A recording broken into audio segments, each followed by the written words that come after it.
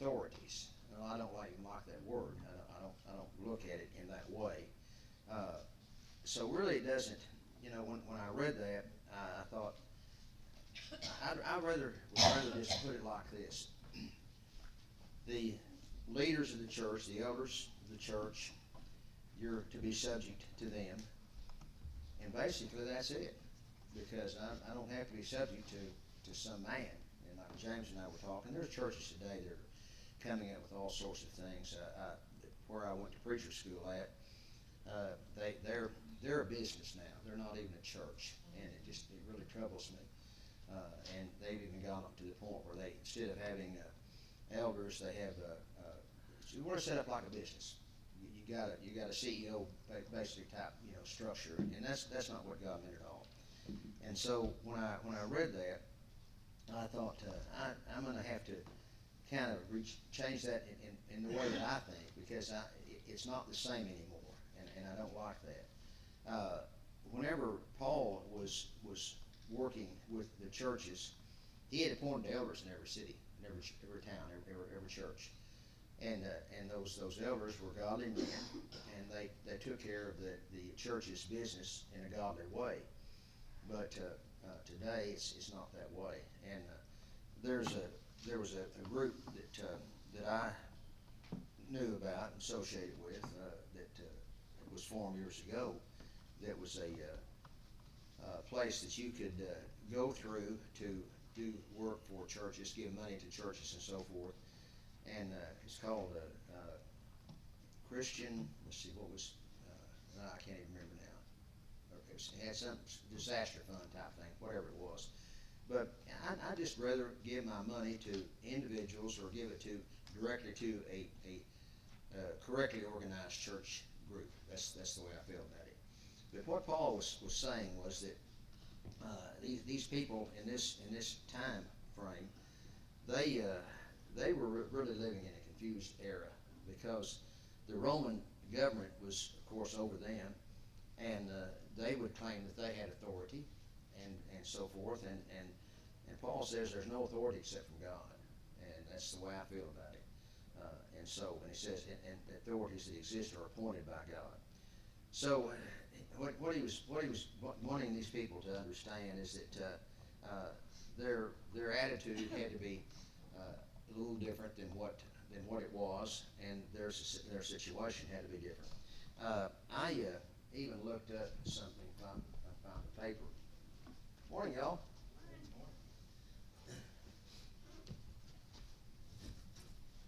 One of the things that I hear so often is this attitude that says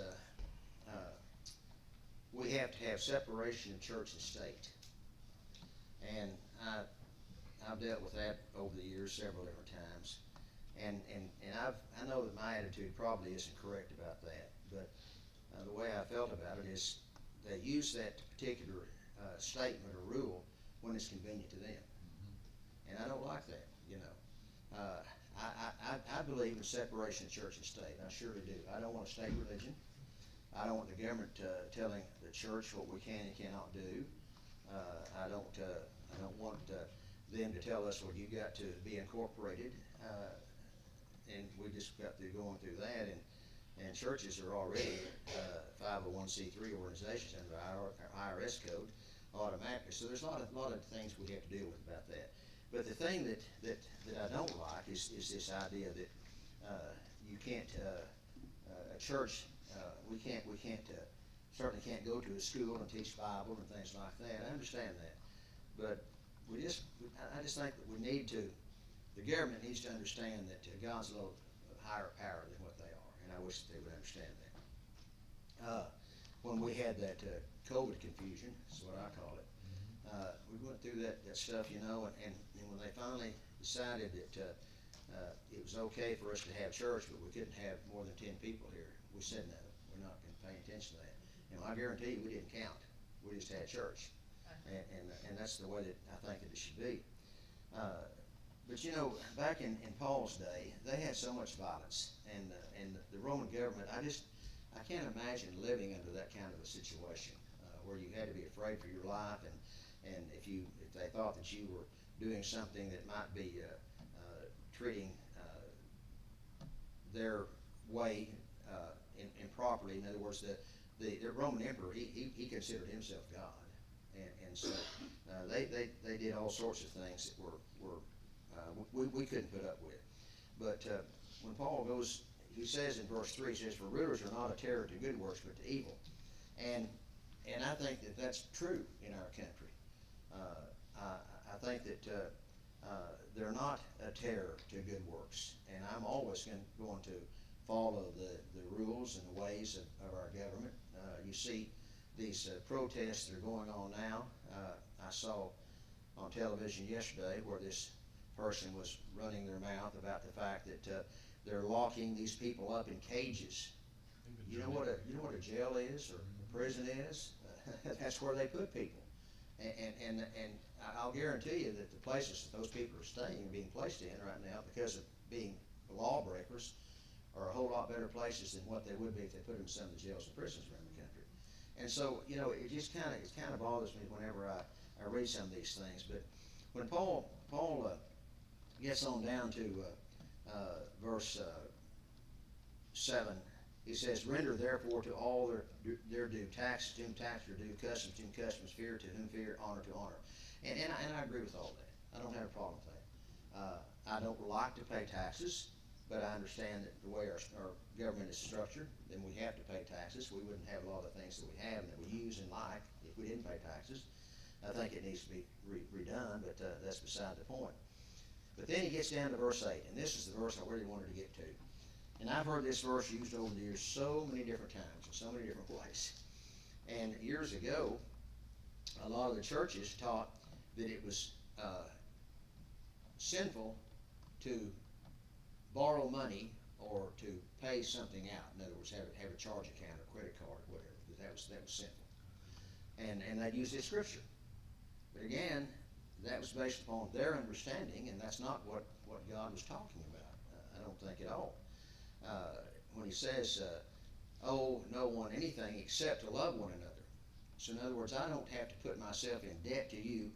I go and I work for you, and you pay me, and so on and so forth. Well, when I go to work for you, you actually incurred a debt right then until you pay me. And so it's kind of hard to understand how it was back then. Well, even Jesus talks about in his parables about the talents. Yeah. Mm-hmm.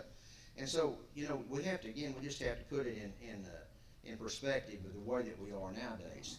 I know I had a seminar that I taught on money management, and I would tell the people that really one of the worst things that ever happened in our country, I think, was credit cards when those things came about, because people just didn't know how to handle this properly. And I don't know how many people that I counseled with had gotten themselves so in debt because of credit cards, and I've been there and done that too. And so we have to understand that, put these things in perspective of where we are right now. But he says, don't owe anyone except to love one another, and we owe that to everyone. We are supposed to love each other. That's an obligation that we have. And if someone says, "Well, I love everybody in the congregation except Jason, don't love him," well, you can't do that. You can't do that. I love you, Jason. So again, when you read this chapter, it's kind of hard that you have to stop and think about the times, and I certainly never believe in saying, well, these scriptures are not applicable. They are, but we just have to understand how to apply them. And then it talks in verse 9, "For the commandments, you shall not commit adultery, you shall not murder, you shall not steal, you shall not bear false witness, you shall not covet. And if there's any other commandment if there is any other commandment, are all summed up in this saying, namely, you shall love your neighbor as yourself."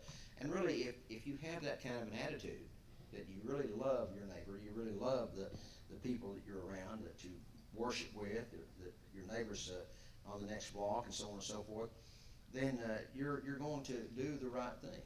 And I know that that there are people that if you went to work for them, I know people in Poolville, if you went to work for them, you're wise if you go ahead and get paid up front. And so, and that's all I'll say about that. But, you know, we just have to understand that Paul is wanting us to be honorable people, to be people that are respected, people that do the right thing, treat other people right, and so forth. These commandments he's talking about: you shall not commit adultery, you shall not murder, you shall not steal, you shall not bear false witness, you shall not covet. And if there's any other commandment, he says they're all summed up in this: you shall love your neighbors yourself. And if you have that kind of an attitude, then you really don't have to have all the rules that so many times that people want to apply. And then get down to verse 11, and we start getting to things that really are more, I think, more applicable to us today. And do this, knowing the time that now it is high time to awake out of sleep. For now our salvation is nearer than when we first believed. Now, you know, when Jesus came into the world, that's when salvation was really made possible. Prior to that time, you know, we had the teachings of John and teachings of the apostles and so on and so forth. But there was no promise of salvation. There was no promise of salvation, eternal salvation, under the law of Moses. There wasn't that promise under the patriarchal law. The law of Moses just, and I don't really like the way that sometimes we used to put it. We used to put that our sins were rolled forward. Well, I don't really think of it that way, but they weren't forgiven. They were taken care of through the sacrifices, and as long as you were obedient to God, then you didn't have to pay the price. But you didn't have the permanent forgiveness of for those sins until after Jesus died on the cross, because there was no perfect sacrifice. And so when we think about what we have today, I think about I told you before about that old aunt that I had up in Arkansas or Missouri, and I only saw her 2 or 3 different times in my lifetime, but she lived a hard life. Had a little old frame house, no indoor plumbing, didn't even have water inside the house. I think that she had to haul the water in. That's where she lived when she was born, and she lived there until she died. And we look at that and we think, oh, that's horrible.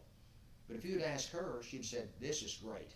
At least I'm not sleeping under the stars, And so we have to, again, I think we have to look at things in perspective.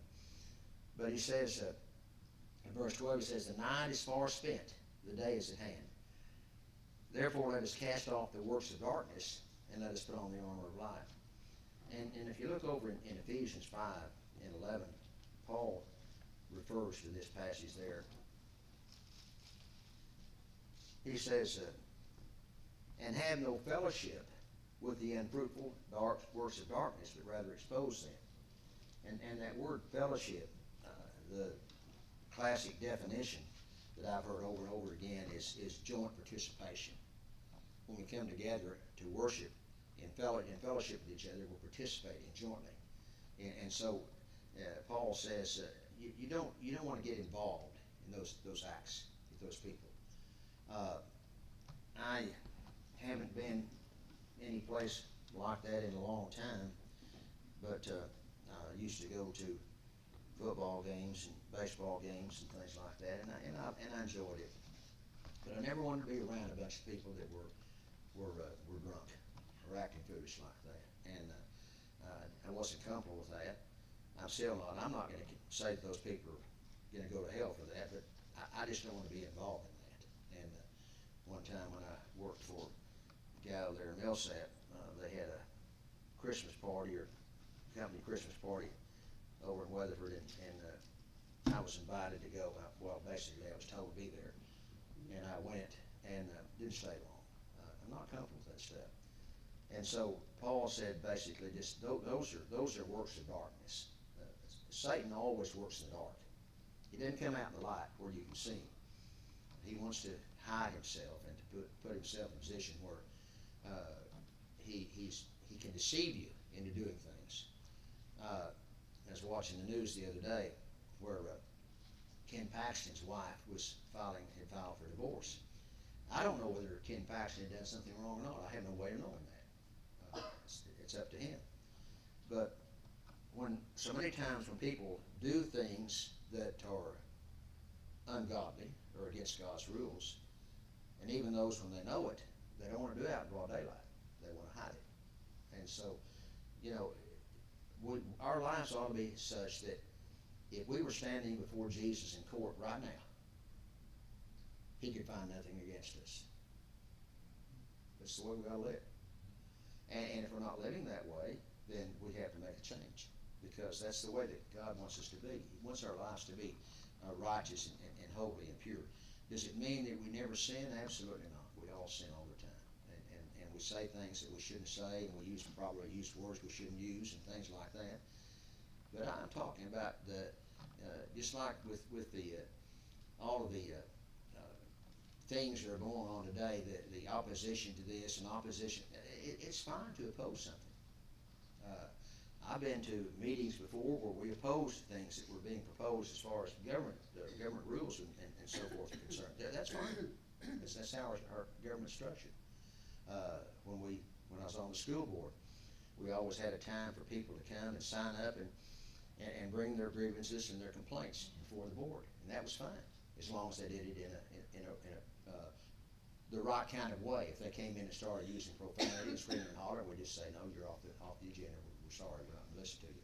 And so and that's what Paul is talking about here in these verses. Verse 10, he said, love does no harm to a neighbor. Therefore, love is the fulfillment of the law. And I like that. And then we get into verse 11, and this is where I really want to be to start this morning. And do this, knowing the time, that now is high time to awake out of sleep. For now our salvation is nearer than when we first believed. And so when Paul was sharing those words with them, the sacrifice had been made. Jesus had died on the cross. The church had been established. It had been built. And salvation was available to anyone who would take advantage of it, who would avail himself of it. And it is today. But, he also says in verse 12, the night is far spent, the day is at hand, therefore let us cast off the works of darkness and let us put on the armor of light. And so, now then that the church has been established, now that we have salvation available, Paul's saying, then we have to conduct ourselves in the proper way. And I think probably when I was a child, in fact my father-in-law made this statement one time, I was talking to him about it, I said, oh man, things are so bad nowadays. I said, I wish I could live back when you were younger, and instead of having to live in these times that we're in nowadays. He said, oh, it was just as bad back then. He said, it's just the fact we had less people and we could hide it easier. And I know that's the case. But when Paul warns these people, he's letting them understand that it's important to make certain that your life is right with God. That's what he says in verse 14. Put on the Lord Jesus Christ. And, when you come to those words, and I know that people get so sick and tired of preachers always talking, well, not all of them do, but a lot of us talk about baptism often, or salvation. If I sat down with someone that was not a Christian, or even someone who claimed to be a Christian, and I said to them, when did you put on Jesus Christ? I would get all sorts of answers, including, well, it's not necessary. Well, Paul, he says right here that put on, that's a command. It's not an option. It's not something you can do if you want to, or whatever. And the idea of, baptism being an outward sign of an inward faith, that doesn't handle it either. You put him on through baptism. That's what the Bible teaches, and we got all sorts of scriptures we'll go to prove that. But then he says, make no provision for the flesh. So when you become a Christian, and I like the way that a lot of times I hear different preachers talk about it. When you become a Christian, it's just like you've been outside working all day long in the heat, maybe tilling your garden or fixing your plumbing or building a new storage room for your bike. You come in, you're stinking, you're dirty, you're filthy, you're nasty, And I don't know about anybody else, but the first thing, and in fact, up at my farm, that's why I like it up there so well, I could come to my back door, my back porch, I could take those nasty clothes off and drop them right there on the deck and then go in and take a shower. I don't know that I can do that anymore. It's got neighbors behind me. They may not like that. But that's what you want to do. You want to get that filthy stuff out of you, off you, and put on the new, and that's the way you are when it's a Christian. And so he says, don't make any provision to fulfill the lust of your flesh. And so I think that we all understand that quite well. When he gets to chapter 14, Paul realizes that we're going to have cases where people don't understand our doctrine, or the Lord's doctrine, I should say. And so you have to deal with that in a different way. He says, receive one who is weak in the faith. And so, you know, if rather than, if someone, say for example, someone came to, and I've actually seen this happen before.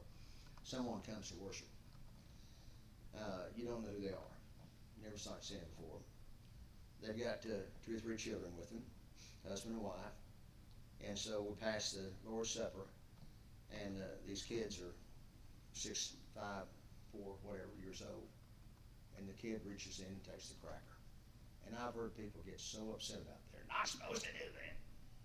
Why do you go tell their mother and daddy that? You know, that's foolish. That's foolish. They're weak in the faith. What did the child just do? They had a little bitty piece of cracker. That's what they did. Didn't hurt anything or anybody. So it's our job then later on to sit down with them and say, let me tell you, let me explain to you what we're doing when we take the Lord's Supper. And you can do it in a kind way, and they'll understand it, and probably they'll be more efficient as far as helping others to understand that. Because that's what you have to do. Somebody comes in and they're and I've told you about the couple that came to Graham that time, and it was obvious that it wasn't a man and a woman, it was 2 men. And we could have, and I'm thankful our elders handled that the right way. They could have gone to those people and said, you're not welcome here. But if they did that, I'd have walked out. Because that's not the way you handle it. It's not the way you take care of it. And so, when Paul makes this statement, he says, receive one who's weak in the faith or who doesn't know better. We can put it that way. And then he goes on to these dietary laws. And this, you know, Paul was in a time frame that was really, really hard.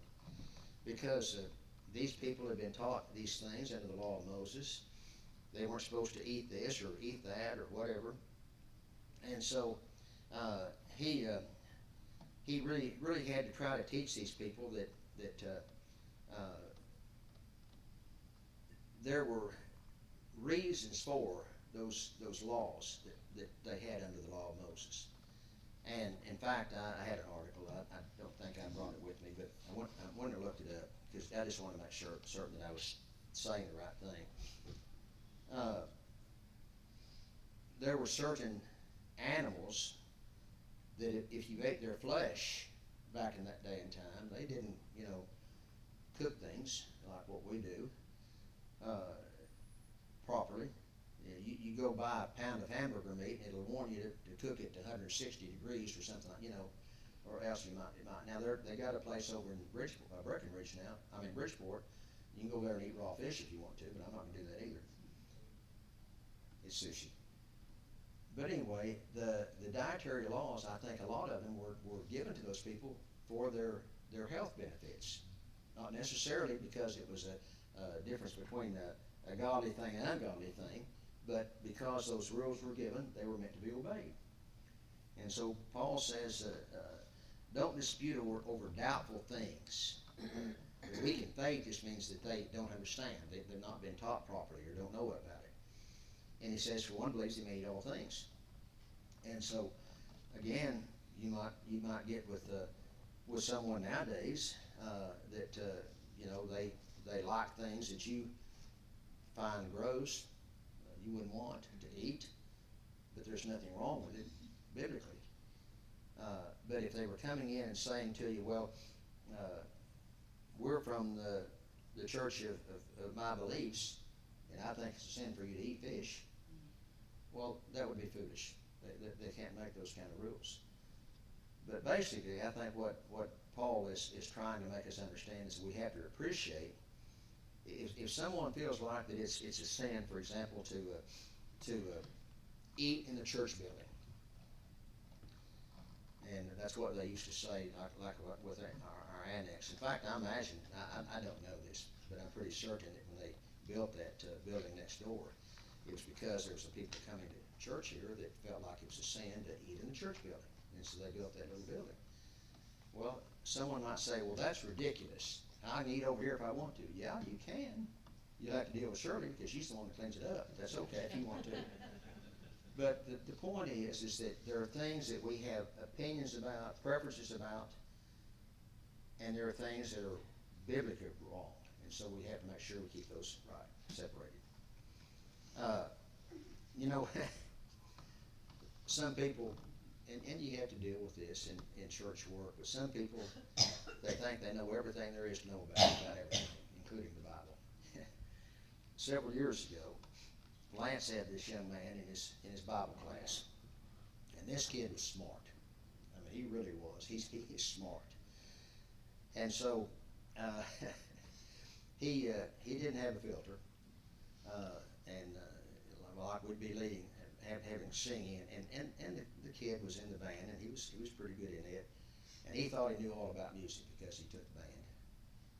And so if we had a song that we didn't know, I know it, and he'd get up and butcher it. He didn't know the song, Well, anyway, when Lance was teaching him, he was trying to teach him. He was old enough to think about being baptized, and so Lance was teaching him, and Lance was really having a problem with that kid. And he had a lot of book learning, but he didn't have much common sense. He had to take the driver's test, I think, 3 times to pass it. Anyway, one day Lance, being Lance, and Lance knows how to handle things like this a lot better than what his daddy does. He asked the kid, he said, okay, you know everything, right? Yeah. Lance said, would you solve this quadratic equation for me? Well, the kid hadn't gotten to that part of algebra yet. He didn't have any idea what a quadratic equation was. I had to look it up the other day because I couldn't remember. The kid couldn't do it. And so Lance said, well, you don't know everything after all, do you? And so that's the way Lance handled that situation, and it worked well. He wasn't baptized here, but he was baptized not long ago someplace else. So we have to have, wisdom and the ability to handle things in the right way. And so when he talks about in those first 2 verses there about the dietary things, in verse 3 he says, let him not eat who eats let him who eats despise him who does not eat. And so sometimes, out of conscience, it might be all right for us to do something, but if we're going to offend somebody else because they don't understand, then instead of having the attitude, I don't care whether they understand or not, I'm going to do it. Well, that's the wrong attitude. That's the wrong attitude. And so, like this one guy that came here, he was just absolutely opposed to eating over there in that church building long before I was here. His mother and dad and him came to church here, and so one of the older members told me that after his father passed away and after they built that building, his mother said, we're going to church on Sunday and we're going to eat lunch there. And she made him carry the food in. I bet he didn't like that, but he wasn't going to say nothing to Mama, And so sometimes, there's ways to teach people lessons without being obnoxious about it or crude, because we're never supposed to do that. We're never supposed to do that. If somebody comes in here on Sunday morning, they say, well, it's a sin for you to have multiple cups. I probably would say to them, I'll tell you what we'll do. We'll go back over to the building, and we'll get a single cup, and we'll put the juice in it, we'll bring it back, and we'll give it to you. And that way you won't offend your conscience. And I'd have no problem with that at all, But I told some of you before, when I used to preach at Woodson, and went over there once a month. And when Agatha and I first went there, they had 2 deals where they had cups in them. They had, I think the cups were glass. Yeah, they were. And there weren't many people there. and something happened where they broke. No, I'll take that back. They had one cup. That's what it was. They had one cup. And so one Sunday, that one cup got broken. But the first time that Gath and I went there and we saw that one cup, she leaned over to me and she said, "We're sitting on the front row." I said, "Okay, we'll sit on the front row."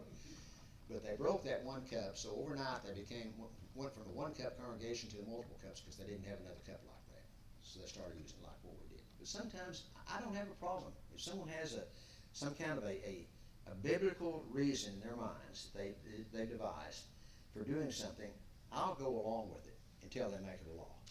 When they make it a law, make it a law where I'm sinning if I do it, then I'm not going to do that anymore.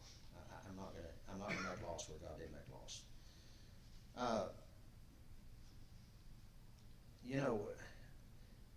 As Paul is sharing these things, he gets down to verse 4 and he says, "Who are you to judge another servant? To his own master he stands or falls. Indeed, he will be made to stand, for God is able to make him stand. One person esteems one day above another esteems every day alike. Let each be fully convinced in his own mind. He observes the day, observes it to the Lord. And he who does not observe the day to the Lord, he does not observe it.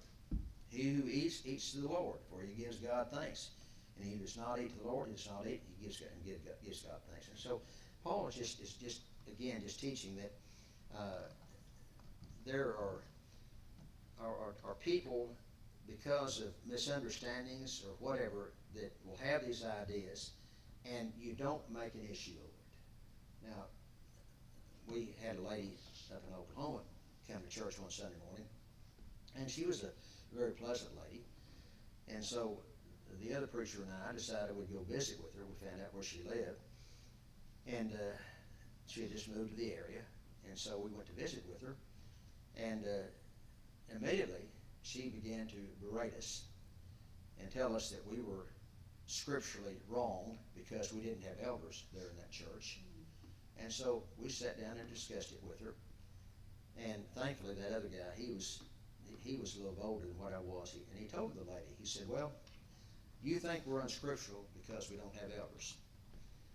He said, "I feel like that I would rather be unscriptural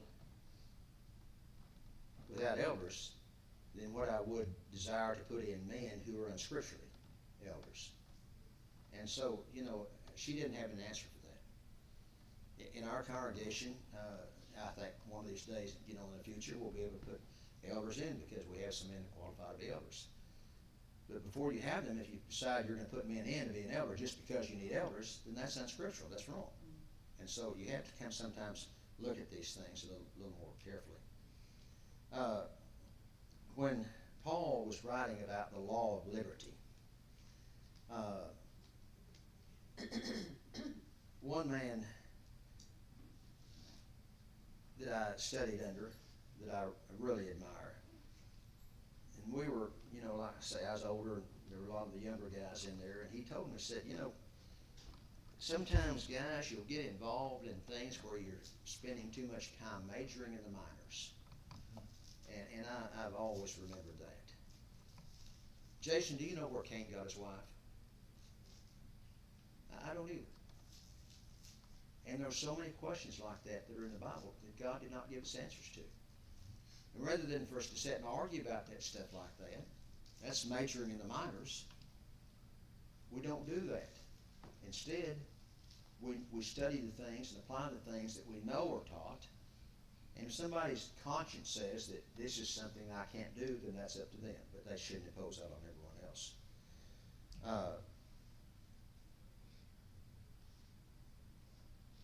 In verses 5 and 6, Paul says, "One person esteems one day above another. Another esteems every day alike. Let each be fully convinced in his own mind. He who observes the day observes it to the Lord. He who does not observe the day to the Lord, he does not observe it. He who eats, eats to the Lord, for he gives God thanks. For he who does not eat to the Lord, he does not eat and give God thanks." And so again, there were questions that had risen over these various days. And under the law of Moses, there were a lot of different days that they recognized. And so quickly we'll go through this, but You know, today you'll see various churches, and they will observe things like Lent, or Good Friday, or Easter Sunday, or all those types of things. And the way I feel about that is that's their business. That's their choice. If someone comes here and says, well, you're sinning because you don't observe Lent. Well, me being sometimes speaking before I turn my brain on, I probably would say to them, well, if you'll find the way to observe it in the Bible, then we might think about it. It's not in there. It doesn't tell us how to observe Easter Sunday. It doesn't tell us how to observe Good Friday, because those were all Old Testament things. Easter wasn't. Easter didn't, there's no such thing as Easter Sunday. We recognize the resurrection of Jesus, the death and burial and resurrection of Jesus every Sunday through the Lord's Supper. So a lot of these things like that, they were trying to bring into the new church, or to the church rather, from the old law. And Paul said we're not going to do that. Again, I don't want to be disrespectful. And sometimes people get real upset if someone would come and say, well, happy Easter. That's fine with me. I have no problem with it. It's just that we're not going to go someplace and have somebody take a charcoal and put it on our foreheads and all that kind of stuff like they do some places, because that's not taught in the Bible. And that's all I'll have to say about it. We do things that are taught in the Bible. I'm not going to condemn somebody that wants to do something that I don't think is taught in the Bible. That's between them and God. And I think we have to be kind and respectful and appreciate other people's feelings. Okay, we'll stop there.